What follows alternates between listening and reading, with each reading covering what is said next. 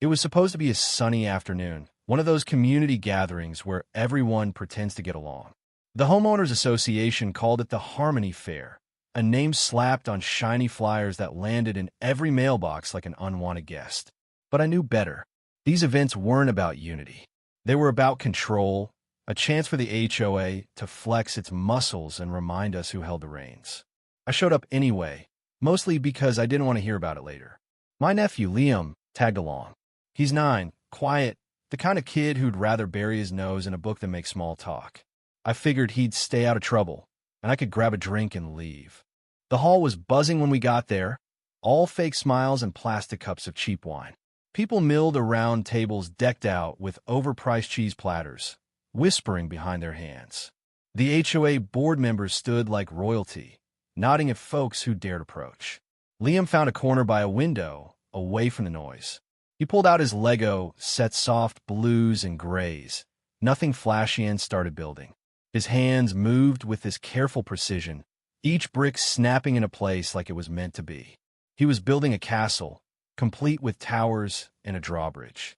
For a few minutes, he was in his own world, and I let him be. But the air in that room was thick, like a storm was brewing. People kept glancing at the empty chair at the head of the table, the one reserved for the HOA president. Then the double doors swung open, and in she walked Eleanor, dressed in a crisp white dress that screamed money and power. Her heels hit the marble floor like gunshots, each step a warning. Conversations died mid-sentence. One guy actually ducked his head, like he was bowing to a queen. Eleanor's eyes swept the room, cold and sharp, until they landed on Liam and his Legos. Her lips twitched into something that might have passed for a smile, but I'd seen enough predators to know better. She didn't head for the drinks or the board members. She made a beeline for Liam.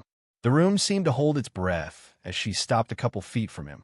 Liam didn't notice, too focused on his castle's eastern tower. It was beautiful, even I could see that balanced, intricate, the kind of thing an adult might struggle to pull off. What is this?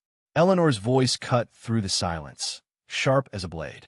Liam blinked up at her, pushing his glasses up his nose. It's a castle, he said softly, like it was the most obvious thing in the world. Eleanor laughed, but it wasn't kind. It was cruel, the kind of laugh that makes your skin crawl. A castle, she repeated, her tone dripping with disdain. In a regulated community space, during an official HOA event. I felt my stomach twist. I stepped forward, trying to keep my voice steady. Excuse me, he's with me. He's my nephew. Eleanor barely glanced my way. We don't allow unsuper VY, said minors at formal proceedings, she said, especially not ones Leah VYing toys everywhere. My fist clenched. He's not unsuper VY said. He's sitting quietly, bothering no one. She crouched down, not gracefully, and picked up a stray Lego piece like it was a dead bug. This, she said, holding it up, is a violation. They're codes, sir. Standards. I shot back. Your codes don't apply to a kid's imagination. What kind of person picks on a 9-year-old for being creative? Eleanor stood, her fake smile cracking at the edges. I enforce order, she said. You think this is bullying? You haven't seen chaos yet. She turned to Liam. Pack it up, now, or I'll have someone do it for you. Liam's hand shook as he started gathering his bricks, his lip trembling. I stepped closer. Touch his stuff, Eleanor, and we've got a problem. She spun on me, so close I could smell her perfume. Or what? You'll yell? That's a disturbance. Grounds for removal. Shall I call security? Then her eyes flicked back to Liam's castle, and something in her hardened. Before I could move, she lifted her foot and brought her heel down on Liam's hand. Hard. There was a sickening snap, and Liam screamed, a sound that ripped right through me. The room went still. Liam clutched his wrist, his thumb bent at a wrong angle, already swelling. Tears poured down his face as he curled into himself. Eleanor stepped back, brushing her heel like she'd stepped in mud. Oh, for heaven's sake, she said, annoyed. If he hadn't been in the way, this wouldn't have happened. I didn't think. I couldn't. You broke his hand. I growl, my voice shaking with rage. She raised an eyebrow. That's quite an accusation. I barely touched him. He's 9, I shouted. You stomped on a child's hand in front of everyone. Eleanor crossed her arms, cool as ever. And yet, no one's saying a word. Maybe they know what you don't. Rules matter. Respect for shared spaces matters. I looked around. Blank stares. Downcast eyes. One woman turned her back. Cowards, all of them. Eleanor kept going, smug. Take him and leave, or I'll have you both banned from all HOA events. I took a step forward, my voice low. You think this is over? You think you can hurt a kid and walk away? She smiled, like I was the one being unreasonable. Touch me, and it's assault. Cameras are rolling. You'll be the one in cuffs. Then a shadow moved behind her. Marcus, the HOA security guy, 6'3", built like a tank. His eyes locked on me, waiting for a signal. Marcus, Eleanor said, escort them out. Marcus stepped forward, his boots heavy on the marble. Liam whimpered behind me, and something inside me broke. Marcus reached for his baton, his voice a low rumble. Back off. I didn't budge. You move, I said. That a threat? He asked. No, I said, stepping closer. It's a warning. Eleanor smirked, like she'd already won. See? Aggressive. Violent. Exactly what I expected. I turned to her, my voice steady but laced with steel. You didn't just break his hand. You gave him a memory that'll haunt him forever. Marcus moved fast, reaching for his baton, but I was faster. I shifted, slammed my elbow into his jaw, and felt his head snap back.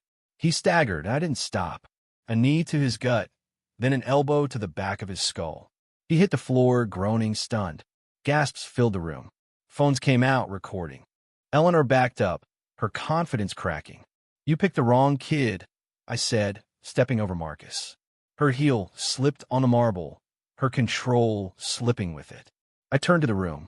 Anyone else want to threaten a 9-year-old? Silence, except for Liam's soft sobs. I looked at Eleanor. I warned you. I grabbed her shoulder, pulled her into the center of the room. She stumbled, nearly twisting her ankle in those perfect heels. Stand there, I said. You have no authority, she shrieked, her face red with rage and humiliation. You're finished. I leaned in. You assaulted a child. That pain, that scar, that trauma, you gave that to him. And you think you can walk away? She rolled her eyes, but her voice shook. I'll sue you into the ground. Battery, defamation, intimidation. I cut her off. You missed one. Before she could speak, I drove my knee in her leg, just below the kneecap. A wet pop echoed, and her scream shattered the air. She collapsed, her white dress streaked with grime, mascara running down her face. The room froze. This, I said, loud enough for everyone, is what happens when no one stops you. Eleanor moaned, clutching her leg, still trying to bark orders. Marcus, get him. But Marcus wasn't MOVYing, and neither was anyone else. The silence wasn't shock, Anna Marie, it was relief. I knelt by Liam, his eyes wide, but not scared. It's over, I whispered. But I was wrong. The crowd started to stir. I stood, facing them. You all saw it. She stomped on a kid's hand and called it order. And you did nothing. A man shifted in his seat. A woman looked away. This isn't the first time, is it? I pressed. Who else has she bullied? Fined for a garden hose? Threatened over a mailbox? A small voice came from the back. She made my daughter cry for playing hopscotch. Another. She fined us for planting roses. The dam broke. Stories poured out, petty fines, cruel threats, years of fear. Eleanor's eyes widened, not with pain, but with the fear of being exposed. She's not powerful, I said. She's protected by your silence. Someone muttered, not anymore. People stood, one by only woman in a sweater, an old man, a teenager with her little brother. They weren't just standing. They were rising. Sirens wailed outside, but they were too late. Eleanor's empire had already crumbled. Cops pushed through the crowd. Eleanor, slumped against the podium, tried to play the VY Tim. Arrest him. He attacked me. But the officer, Lieutenant Harper, wasn't buying it. He looked at me, then the crowd. I want to hear from everyone. A woman held up her phone. I have VY Deo. She stomped on that boy's hand. Others chimed in fines, threats, abuses. Harper turned to me. I hit Marcus, I said. I broke her knee. but only after she crushed my nephew's hand. I pointed to Liam, his arm in a makeshift sling. Harper nodded, then turned to Eleanor. Ma'am, you're under arrest for aggravated assault on a minor. Her jaw dropped as the cuffs clicked. You ruled with fear, I said as they pulled her up. But fear doesn't last. The crowd clapped not for me, but for the truth. Marcus was carted off by medics, muttering about lawsuits. I sat with Liam as a medic checked his hand. Is she going to jail? He asked. I nodded. Where people go when they forget kids aren't obstacles. That night, I uploaded the VY Deo. It spread like wildfire. Reddit, TikTok, everywhere. News vans showed up. The city launched an investigation. Eleanor was charged with assault and child endangerment. Marcus lost his license. Every fine from the last 18 months was frozen. The signs Eleanor's rules plastered everywhere came down. A vet hung an American flag. An old woman sang in her garden. Liam's hand won't ever be the same, but he's building again. Wood, nails, a bench for the spot where she hurt him. Not for revenge, but for memory. Eleanor's gone, but the system that propped her up isn't. I'm still here, showing up, making sure it burns down. Because the scariest thing isn't Eleanor. It's the silence that let her thrive. And I'll be damned if I let that happen again.